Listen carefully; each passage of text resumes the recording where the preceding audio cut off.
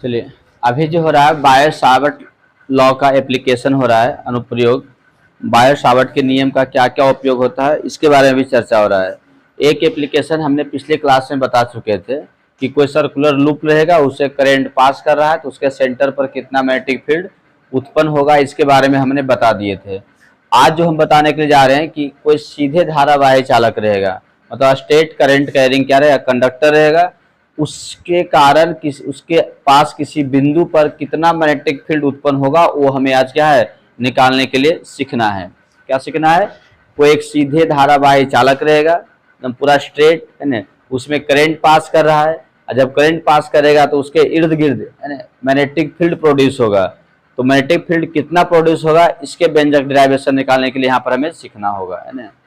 चलिए ठीक है, तो इसके लिए मान लेते हैं कि ये स्टेट कैरिंग कंडक्टर हो गया।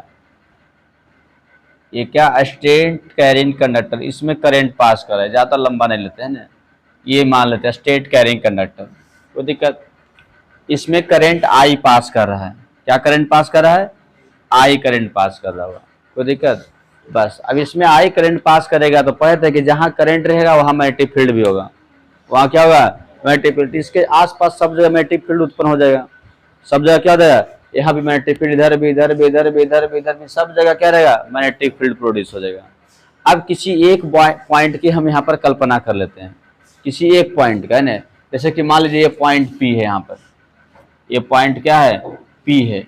अब ये पॉइंट पी है, यहाँ पर मैग्नेटिक फील्ड क्या होगा ये हमें निकालना है, क्योंकि बहुत सारे सभी पॉइंट पर मैग्नेटिक फील्ड रहेगा। तो एक पॉइंट यहाँ पी का हम यहाँ पर क्या करते हैं, कल्पना कर लेते हैं। इस पी पॉइंट पर कितना होगा मैग्नेटिक फील्ड, ये हमें क्या करना है, ज्ञात करना है। कोई दिक्कत? तो अब ये देखना है कि पी पॉइंट कितने दूरी पर है, किससे? कंडक्टर से, है ना। पी पॉइंट तो लिए है लेकिन कहाँ लिए तो पता होना चाहिए ना। तो पी पॉइंट कितने दूरी पर है, तो इससे परपेंडिकुलर डिस्टेंस ऐसे लगाते खींचते हैं, है ना। और ये 90 डिग्री यहाँ बनेगा तो परपेंडिकुलर डिस्टेंस मान लेते हैं, क्या मानिए, कैपिटल आर मान लेते हैं। क्या मान लेते हैं? Capital R. ये आर डिस्टेंस पर है, कोई दिक्कत। अब ये कंडक्टर है, इसमें करंट पास का, तो इसका एक छोटा सा टुकड़ा कहीं पर लेते हैं जिसको करंट एलिमेंट कहते हैं। तो एक छोटा सा टुकड़ा मान लेते हैं, यहाँ पर हमने ले लिए। ये छोटी सी टुकड़ा हो गया, छोटा छोटी एक ही बात, ये छोटा सा टुकड़ा हो गया, कोई दिक्कत। इस टुकड़े के लंबाई को हम डी एक्स मान लेते हैं। क्या मान लेते हैं? D x. समझ रहे बात यहाँ तक? अब इसके कारण जो मैग्नेटिक फील्ड उत्पन्न होगा, इसके जो छोटा सा टुकड़ा लिए हैं वो मान लेते हैं, ये जो जहां पर परपेंडिकुलर खींचे हैं वो पॉइंट पर, यहां से इसका टोटल डिस्टेंस x है। टोटल डिस्टेंस क्या मान लेते हैं? x। ये थोड़ा सा लंबाई जो dx है, ये थोड़ा सा लंबाई क्या लिए हैं? ds लिए हैं। और टोटल लेंथ यहां से देखा जाए तो क्या है? x है। टोटल लेंथ क्या है? x है। कोई दिक्कत? तो पहले क्या कर चलते हैं, मान लेते हैं कि कंडक्टर से r दूरी पर एक पॉइंट क्या है? p है, जहां पर हमें विद्युत क्षेत्र, चुंबकीय क्षेत्र तीव्रता ज्ञात करनी है, मैग्नेटिक फील्ड इंटेंसिटी क्या करनी है? ज्ञात करनी है। कोई दिक्कत? अब यहाँ पर देखिए ओ पॉइंट से x डिस्टेंस पर एक करंट, एक कंडक्टर का एक अल्पांश क्या है? dx है। ओ पॉइंट से x दूरी पर कंडक्टर का अल्पांश क्या है? dx है, जिसके कारण यहाँ पर जो मैग्नेटिक फील्ड उत्पन्न होगा वो dB होगा। क्या होगा? dB। थोड़ा सा अल्पांश लेंगे तो उसके कारण मैग्नेटिक फील्ड क्या होगा? dB होगा। तो यहाँ जो मैग्नेटिक फील्ड प्रोड्यूस होगा, इसको ऐसे मिलाइएगा, तो यहाँ जो मैग्नेटिक फील्ड प्रोड्यूस होगा इस अल्पांश के वजह से वो क्या होगा? dB होगा। क्या हो जाएगा? dB। कोई दिक्कत? dB होगा। और ये जो एंगल यहाँ बन रहा है वो थीटा, ये जो एंगल बन रहा है वो क्या हो जाएगा? इसको हम थीटा मान लेते हैं। क्या मान लेते हैं? थीटा। इस एंगल को थीटा मानिए, ये एंगल थीटा बनेगा इधर पर। ये एंगल क्या हो जाएगा? थीटा हो जाएगा। या तो ठीक है, ये एंगल क्या हो गया? थीटा। इतना तक किसी को दिक्कत? चलिए, जब वो एंगल थीटा है तो इस एंगल को हम मान लेते हैं अल्फा। ये एंगल को क्या मानते हैं? अल्फा लेके चलते हैं। तो इसमें क्या एज्यूम करना है, इसमें यही लिखना है, माना कि सीधे धारावाही चालक से विद्युत धारा I प्रवाहित होती है। धारा क्या होती है? I प्रवाहित होती है, ये मान लेना है। Let's current I flow through the state carrying conductor. उसके बाद P कंडक्टर से R दूरी पर P एक क्या है? बिंदु है जहां हमें विद्युत क्षेत्रता ज्ञात करनी है। ये सब बोल के लिखा देंगे ना। कंडक्टर से R दूरी पर P एक बिंदु है जहां पर हमें क्या निकालना है? विद्युत क्षेत्र तीव्रता ज्ञात करनी है। तो ये हो गया OP बराबर क्या हो जाएगा? यहाँ पर OP बराबर क्या हो जाएगा? R हो जाएगा। क्या हो जाएगा? R। फिर O से X दूरी पर चालक का एक अल्पांश क्या है? dx है। तो इसको हम मान लेते हैं Q मान लेते हैं। क्या मान लेते हैं? Q। तो OQ बराबर क्या हो जाएगा? X। OQ बराबर क्या हो जाएगा? X हो जाएगा। कोई दिक्कत? इस डिस्टेंस को हम क्या मान लेते हैं? Small r। इस डिस्टेंस को क्या मानेगा? Small r। तो यहाँ पर एक चीज और देख लीजिए, तथा यहाँ पर PQ जो है वो स्मॉल r हो गया। PQ क्या हो गया? स्मॉल r हो गया। इतना तक कोई दिक्कत नहीं है। चलिए, बायो सावर्ट के नियम लगाइएगा तो क्या होगा? एक अल्पांश ds के कारण पहले मैग्नेटिक फील्ड कितना प्रोड्यूस होगा? dB होगा। क्या होगा? dB होगा। तो यहाँ पर क्या होगा? अल्पांश जो है, अल्पांश dx के कारण उत्पन्न चुंबकीय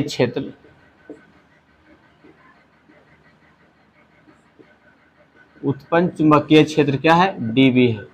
क्या है? dB है। इसलिए बायो सावर्ट के नियम से क्या होगा? बायो सावर्ट के नियम से ये होगा कि dB बराबर क्या हो जाएगा? म्यू नॉट अपॉन 4 पाई और I dl के जगह पर यहाँ पर होगा dx साइन थीटा अपॉन क्या होगा? r square. यही होगा बायो सावर्ट के नियम से। देखिए, mu naught upon 4 pi, I जो करंट हो गया, करंट एलिमेंट को उसमें dl माने थे, यहाँ पर dx है, तो क्या होगा? dx साइन थीटा का साइन थीटा हो जाएगा। और करंट एलिमेंट से इसका डिस्टेंस स्मॉल r है, तो स्मॉल r का क्या हो जाएगा? होल स्क्वायर हो गया। स्मॉल r का क्या हो गया? Whole square. कोई दिक्कत है यहाँ तक? कोई दिक्कत नहीं। अब हमें अलग से बारी बारी से dx का मान निकालना है और साइन थीटा का मान निकालना है। क्या निकालना है? साइन थीटा का। तो आइए आप देखिएगा, ये त्रिभुज जो दिख रहा है यहाँ पर ऐसा वाला, ये त्रिभुज ऐसा दिख रहा है। देखिए, यहाँ पर O है, यहाँ पर Q है, इधर क्या है? P है। यहाँ पर क्या है? P है। ये एंगल थीटा है, ये एंगल क्या है? अल्फा है। ये एंगल थीटा, ये एंगल क्या हो गया? अल्फा हो गया। तो यहाँ पर ये भी बता सकते हैं कि थीटा बराबर क्या होगा? 90 माइनस अल्फा। थीटा बराबर क्या हो जाएगा? 90 माइनस अल्फा, क्योंकि ये दोनों को जोड़ने पर 90 आएगा। ये ऑलरेडी 90 है। त्रिभुज के तीनों कोनों का योगफल क्या होता है? 90 होता है। तो ये दोनों जोड़ने पर क्या आएगा? 90। तो 90 में से अल्फा घटेगा तो क्या होगा? थीटा होगा। 90 में से अल्फा घटेगा तो क्या होगा? थीटा हो गया। तो थीटा बराबर 90 माइनस अल्फा हो गया। तो साइन थीटा बराबर, इधर साइन थीटा लगाते हैं, उधर साइन 90 माइनस क्या हो जाएगा? अल्फा। दोनों तरफ साइन लगा दिए हैं। इधर साइन थीटा का साइन थीटा रह गया, उधर कॉस अल्फा हो जाएगा। उधर क्या हो गया? कॉस अल्फा हो गया। तो एक चीज समझ में आ गया, साइन थीटा की जगह पर क्या रखा जाएगा? कॉस अल्फा रखा जाएगा। इतना कोई दिक्कत नहीं है। दूसरी बात देखिए, दूसरी बात जानते हैं, टेन थीटा बराबर इसमें क्या होगा? टेन थीटा या टेन अल्फा ये मानते हैं। टेन अल्फा बराबर क्या हो गया? लंब बटे आधार होगा। ओ क्यू बटे क्या हो जाएगा? ओपी हो जाएगा। और ओ क्यू की जगह पर क्या रखा है? ओ क्यू ये एक्स था। क्या था? एक्स था। और ओपी क्या था? Capital R. तो एक्स बटे क्या हो जाएगा? Capital R. एक्स बटे क्या हो गया? Capital R. इम्प्लाई एक्स बराबर क्या हो गया? Are tan alpha. आर गुने क्या देगा? Tan alpha. कोई दिक्कत? अब इसको यदि डिफरेंशिएट करते हैं तो इधर होगा dx, इधर क्या होगा? dx। और r बदलने वाला नहीं है, पता है ना? x बदल सकता है, लंबाई दूर आगे लेंगे तो है ना, x बदलेगा, लेकिन r बदलने वाला है नहीं, क्योंकि आपका पॉइंट फिक्स लिए हैं। तो यहाँ पर r बाहर निकल गया और d टेन अल्फा अब बटे क्या हो जाएगा? जैसे कि d टेन अल्फा,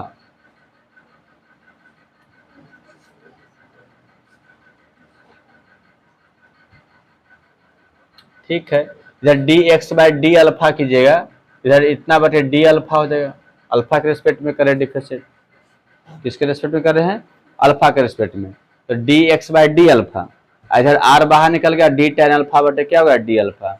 क्यों, देखिए जैसे जैसे ये डी एक्स को दूरी पे ले जाएंगे, एक्स बढ़ाएंगे अल्फा भी क्या होगा, बढ़ेगा, एक्स घटाएंगे अल्फा क्या होगा, घटेगा। यानी अल्फा और एक्स दोनों वेरी कर रहा है, दोनों वेरिएबल है, तो वेरिएबल का डिफरेंशिएशन होता है, कांस्टेंट का डिफरेंशिएशन नहीं होता है। तो डी एक्स बटे डी अल्फा, इतना D R into D tan alpha बटे क्या होगा, डी अल्फा। इधर डी एक्स बटे डी अल्फा हो गया, इधर क्या होगा, आर का आर रहेगा, टेन का क्या होता है, सेक स्क्वायर अल्फा, यही हो जाएगा ना। अब डी अल्फा उधर चल जाएगा, तो डी एक्स बराबर क्या हो गया, आर गुने सेक स्क्वायर अल्फा और क्या हो गया, D alpha. Sec square alpha और गुने क्या हो जाएगा, डी अल्फा। यहाँ तक किसी को दिक्कत, कोई दिक्कत। यानी यहाँ से हमारा डी एक्स का भी मान निकल गया, क्या निकल गया, डी एक्स का मान, क्योंकि इसमें डी एस का मान रखना है ना, तो डी एस का मान निकल गया, साइन थीटा का भी मान निकल गया, क्या निकल गया, साइन थीटा। अब दोनों का वैल्यू इसमें रखिएगा, दोनों का वैल्यू इसमें क्या करना है, रखना है, और दोनों का वैल्यू रखने के बाद इंटीग्रेट करना है, क्या करना है, इंटीग्रेट करना है। चलिए तो नोट कीजिए यहाँ तक, अब खाली इंटीग्रेट करना रह गया। चलिए देखिएगा, ये डी एक्स का मान निकल गया है। अब इसमें जल्दी सेक अल्फा लगाते हैं, तो सेक अल्फा बराबर क्या होता है जानते हैं, सेक अल्फा कर्ण बटे आधार, यानी हाइपोटेनस बटे बेस होगा, पी क्यू बटे क्या हो गया, ओपी। अब पी क्यू कितना है, स्मॉल आर, अब बटे क्या हो जाएगा, ओपी कैपिटल आर, कोई दिक्कत, तो स्मॉल आर अपन क्या हो गया, कैपिटल आर। तो इसको निकालिएगा, स्मॉल आर होगा तो आर गुने क्या हो जाएगा, सेक अल्फा, इसलिए स्क्वायरिंग कीजिएगा आर स्क्वायर, तो क्या होगा, R square into sec square alpha होगा। तो यानी हमें तीनों चीज निकल गया, डी एक्स का मान निकल गया यहाँ पर, है ना, साइन थीटा का मान भी निकाले थे, साइन थीटा बराबर कॉस अल्फा था, है ना, और आर स्क्वायर का मान भी निकल गया। अब जानते हैं बाय सावर्ट के नियम से कि डीवी बराबर होता है mu naught upon 4 pi I D x sine theta बटे आर स्क्वायर होता है। तो यहाँ पर रखिएगा वैल्यू, डीबी का तो डीबी हो गया म्यू नॉट अपन 4 पाई आई का आई हो गया, डी एक्स जगह पर क्या रखाएगा, आर गुने सेक स्क्वायर अल्फा और डी अल्फा, ये रखा गया ना डी एक्स पर, तो आर गुने सेक स्क्वायर अल्फा इंटू क्या हो गया, डी अल्फा, और साइन थीटा के ऊपर क्या हो जाएगा, कॉस अल्फा, क्या हो गया, कॉस अल्फा। उसके बाद नीचे R square small R square है, तो इसके ऊपर क्या होगा, capital R square into sec square alpha हो जाएगा, कोई दिक्कत। अब इसमें क्या हुआ देखिए, sec square alpha sec square alpha कट जाएगा, ऊपर नीचे कटेगा, एक का को आर भी ऊपर नीचे कट जाएगा, तो ऊपर क्या बचेगा, ई बच गया म्यू नॉट अपन 4 पाई, वो आई बच गया, और ऊपर cos alpha into D alpha बच गया, और नीचे वो क्या रह गया, आर रह गया। समझ में आ रहा है, ये काटने के बाद इतना बचा है। अब टोटल चुंबकीय क्षेत्र निकालना है, तो डीबी बराबर लिखिएगा, और डी और क्या होगा, इधर भी इंटीग्रेशन उधर भी इंटीग्रेशन, डीबी का भी इंटीग्रेशन इसका भी क्या होगा, इंटीग्रेशन, छोटा से बड़ा करना है तो इंटीग्रेशन होता है। अब इधर डीबी का बी हो गया, इधर क्या होगा, म्यू नॉट अपन 4 पाई आई बटे आर, ये कांस्टेंट टर्म है सब, क्योंकि आई भी नहीं बदलेगा आर भी नहीं बदलेगा, तो कांस्टेंट टर्म को बाहर निकाल लिए, और अंदर में इंटीग्रेशन किसका होगा, cos alpha into D alpha होगा। तो ये निकल गया टोटल मैग्नेटिक फील्ड, क्या निकल गया, टोटल मैग्नेटिक फील्ड। इसको आप दूसरे फिगर से देखिए कैसे समझते हैं। बस हो गया नहीं,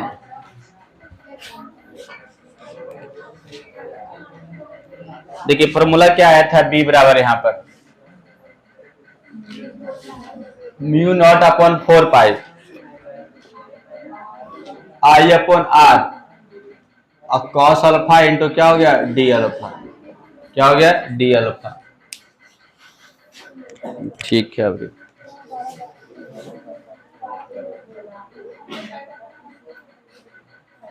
अच्छा क्या क्या, चलिए आप लोग पढ़ाई पर फोकस देना ज्यादा करके, देखिएगा, ठीक है। ये फिगर है, ये कंडक्टर है,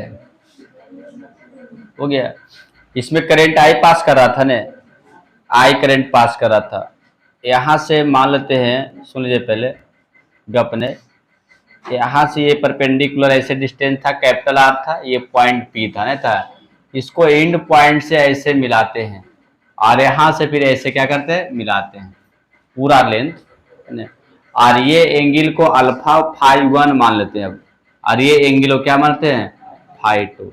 फाई 1 फाई 2 जो है अल्फा का ही दूसरा रूप है, पता है ना, क्योंकि अल्फा जो था बढ़ घट रहा था, डी एल बीच में लिए थे तो अल्फा और आगे लगे तो दूसरा होगा ना होगा, तो ये अंत पॉइंट तक चल गए, कहाँ तक चल गया, इंड तक। तो इंड पॉइंट तक चल जाए तो कोई फिक्स एंगल हो जाएगा इधर भी और क्या हो जाएगा इधर भी, तो एक तरफ फाई 1 हो जाएगा, एक तरफ क्या हो जाएगा फाई 2 हो जाएगा। बात समझ में आ रहा है, एक तरफ फाई 1 और एक तरफ क्या हो जाएगा फाई 2 हो जाएगा। तब यहां पर देखिएगा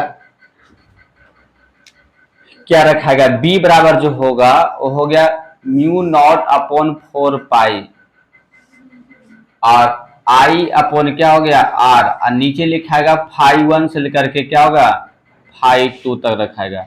और एक एंगल को माइनस में लेना होगा, क्यों लेना होगा, जैसे एगो ऊपर लिए तो एगो क्या हो रहा है नीचे हो रहा है ना, एगो प्लस तो एगो क्या लीजिएगा माइनस, किसी एक को एगो प्लस तो एगो क्या लीजिएगा माइनस लीजिएगा। और कॉस अल्फा इंटू क्या हो जाएगा डी अल्फा। अब कॉस अल्फा का इंटीग्रेशन क्या होता है जानते हैं, क्या होता है कॉस अल्फा का, साइन अल्फा क्या होता है, तो म्यू नॉट अपॉन 4 पाई और आई बटे आर हो गया, और कॉस अल्फा का होता है साइन अल्फा, और यहाँ पर लिखाएगा माइनस फाई 1, ऊपर क्या लिखाएगा फाई 2 रखा है। अब अल्फा के जगह पर फाई 2 रखिएगा पहले, तो b बराबर हो जाएगा म्यू नॉट अपॉन 4 पाई आई बटे क्या हो गया आर हो जाएगा साइन फाई 2 और माइनस क्या हो जाएगा माइनस फिर sine phi minus 1 minus phi 1 minus क्या हो गया फाई 1। यही होता है इंटीग्रेशन का नियम, पहले ऊपर रखाएगा घटाओ तो क्या रखाएगा नीचला रखाएगा। तो b बराबर जो हो गया म्यू नॉट अपॉन 4 पाई और आई बटे आर, आई अपॉन आर हो जाएगा इधर, और इधर क्या हो जाएगा साइन फाई, ये वाला माइनस में प्लस बन जाएगा ना, तो फाई 1 और प्लस साइन क्या हो जाएगा फाई 2। तो ये हो गया फाइनल डेरिवेशन, ये क्या हो गया फाइनल डेरिवेशन, मतलब इंटीग्रेशन आपका कंप्लीटेड हो गया। अब इसका अलग अलग केसेस है, अलग अलग केसेस क्या है, एक नंबर में पहला केसेस क्या है कि यदि P एकदम मिड पॉइंट में हो, मध्य में हो, P क्या हो मध्य में, तो क्या होगा जानते हैं, यदि P आपका बीचों बीच में रहेगा तो क्या होगा, इधर का एंगल बराबर होगा, इधर भी फाई इधर भी क्या रहेगा फाई रहेगा, नहीं रहेगा। एक पॉइंट में होगा कि यदि जिससे O पे पॉइंट है ना, यदि P चालक के क्या हो, चालक से दूर मध्य में हो, यानी चालक से दूरी पर रहेगा, डिस्टेंस पर भी रहेगा लेकिन बीचों बीच में रहेगा, तो क्या होगा, तो जानते क्या होगा, तो फाई 1 बराबर फाई 2 बराबर क्या होगा फाई, इधर का एंगल क्या होगा बराबर, क्योंकि ये दोनों बराबर, इधर एंगल क्या हो जाएगा बराबर। जब ऐसा हो जाएगा तो बताइए b बराबर क्या होगा म्यू नॉट अपॉन 4 पाई और आई अपॉन क्या हो गया आर हो जाएगा, और sine phi plus sine phi क्या हो जाएगा 2 साइन फाई, क्या हो जाएगा 2 साइन फाई। कोई दिक्कत है, ये पहला कंडीशन हो गया।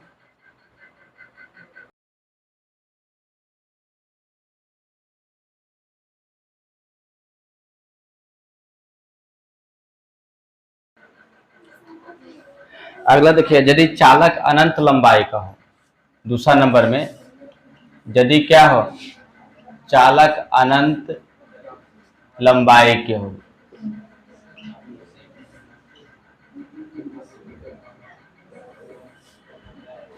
मतलब इनफाइनाइट लेंथ, चालक क्या रहेगा इनफाइनाइट लेंथ का रहेगा, बहुत बड़े लंबा रहेगा, तब क्या होगा ऐसे अनंत लंबाई का।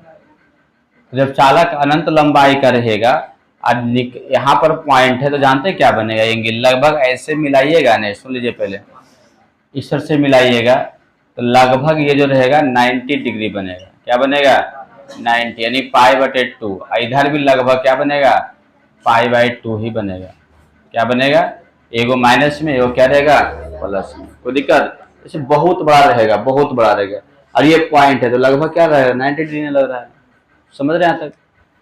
चलिए, तो इस कंडीशन में जो होगा बी बराबर वो क्या होगा, म्यू नॉट अपॉन क्या हो गया 4 पाई, और आई बटे क्या जाएगा आर, आई बटे क्या हो गया आर, और साइन हो गया पाई बाई 2, और प्लस फिर साइन पाई बटे क्या होगा 2 रखा जाए, फिर प्लस साइन पाई बटे क्या होगा 2 होगा। साइन पाई बटे 2 का मान क्या होता है 1 होता है। तो b बराबर हो गया म्यू नॉट अपॉन 4 पाई आई बटे क्या हो गया आर, और गुने क्या होगा एक एक क्या हो जाए 2, एक कट जाएगा नहीं, वो 2 से 4, तो म्यू नॉट अपॉन क्या होगा 2 पाई, अब गुने आई बटे क्या हो गया आर। तो ये कब होगा, जब अनंत इन्फिनिटी लेंथ का रहेगा कंडक्टर, तब होगा। कोई दिक्कत। अगली पॉइंट, यदि पॉइंट जो P हो चालक के किसी एक किनारे पर हो, चालक के निकट किसी एक किनारे पर हो, क्या हो गया, यदि P जो है चालक के निकट किसी एक किनारे पर, किसी एक क्या हो किनारे पर हो, तो क्या होगा। यानी कहने का मतलब क्या है, ये कंडक्टर है और यहाँ पर पॉइंट P है, यहाँ पर पॉइंट क्या है P है, तो बताइए A से परपेंडिकुलर खिंचाएगा इस प्रकार से, इसके निकट है तो एगो एंगल ये बनेगा, तो ये एंगल लगभग 0 डिग्री क्या बनेगा, और एक एंगल ये बनेगा थी तो पता है 90 डिग्री बनेगा, क्या बनेगा 90 डिग्री, तो एक एंगल 0 डिग्री क्या। अब दिखा, यदि कंडक्टर के निकट किसी एक छोर पर रहेगा, इस इंड पर पॉइंट पर या तो इस इंड की ओर रहेगा, तो एक एंगल होगा 0 डिग्री और एक एंगल क्या होगा 90 डिग्री। 0 डिग्री कैसे होगा, तो ये जो मिलेगा परपेंडिकुलर और ये जो मिलेगा इंड पॉइंट, दोनों एक ही जगह होगा, दोनों क्या होगा एक ही जगह होगा। दोनों लाइन, ये लाइन और ये लाइन जब एक ही जगह रहेगा तो दोनों के बीच एंगल क्या होगा 0 होगा, नहीं होगा, तो दोनों के बीच लगभग एंगल क्या होगा 0 हो गया, और ये वाला एंगल क्या बनेगा 90 डिग्री, क्या हो जाएगा 90 डिग्री, तो एक वो 0 और वो क्या हो गया 90 डिग्री हो गया। तो बी बराबर यहाँ पर क्या लिखा गया, म्यू नॉट अपॉन 4 पाई, और फिर आई बटे क्या हो गया आर, और एक हो गया साइन 90 हो गया, और प्लस साइन क्या हो जाएगा 0 डिग्री, और साइन 0 का मान 0, साइन 90 का मान क्या होता है 1 होता है। तो बी बराबर हो गया म्यू नॉट अपॉन क्या हो गया 4 पाई आई बटे क्या हो गया आर, और गुने 1 गुने क्या हो गया 1, ये निकल गया। तो अलग अलग कंडीशन में आपको क्या करना है, खाली एंगल को देखना होगा, क्या देखना होगा एंगल का। तो एंगल देखने यदि समझ में आ गया तो इसमें खाली वैल्यू पुट करके आराम से क्या करना है निकालते जाना है। तो क्या था, यदि बीच में था तो उसमें φ1 φ2 एंगल बराबर हो रहा था, तार की लंबाई बहुत है ज्यादा अनंत है, तो φ1 φ2 क्या होगा 90 डिग्री होगा, क्या होगा 90 डिग्री होगा। यदि किनारे में रहेगा, किसी इंड पॉइंट में रहेगा, पॉइंट यदि कौन, यदि इंड पॉइंट में निकालना मैग्नेटिक फील्ड, चालक के किसी एक छोर निकालना मैग्नेटिक फील्ड, तो वहां पर एक कोण 90, एक कोण क्या होगा 0 डिग्री होगा। तो अलग अलग कंडीशन में अलग अलग केसेस में आपका एंगल कितना बन रहा है ये हमें जानकारी यदि मिल गया, पता चल गया, तो आराम से एंगल हम क्या मैग्नेटिक फील्ड निकाल सकते हैं, क्योंकि वैरी किस पर कर रहा है एंगल पर कर रहा है ना। तो चलिए, तो कोई दिक्कत नहीं है। मिड पॉइंट पर रह गया, मिड पॉइंट मतलब चालक के मध्य, चालक से दूर पॉइंट रह गया, और चालक फाइनाइट लेंथ का है, तो φ1 बराबर φ2 इक्वल होगा, है ना। यदि इनफाइनाइट लेंथ है तो 90-90 बनेगा, दोनों एंगल क्या होगा 90-90, और इनफाइनाइट लेंथ नहीं है, किसी किनारे पर पॉइंट है, तो एक 90 एक क्या रहेगा 0, यानी किनारे पर एक 90 एक 0, बीच में जब अनंत लंबाई रहेगा तो 90-90, अनंत लंबाई नहीं रहेगा तो दोनों एंगल क्या रहेगा बराबर बराबर होगा। कोई दिक्कत है यहाँ तक, चलिए नोट कर लीजिए, खत्म।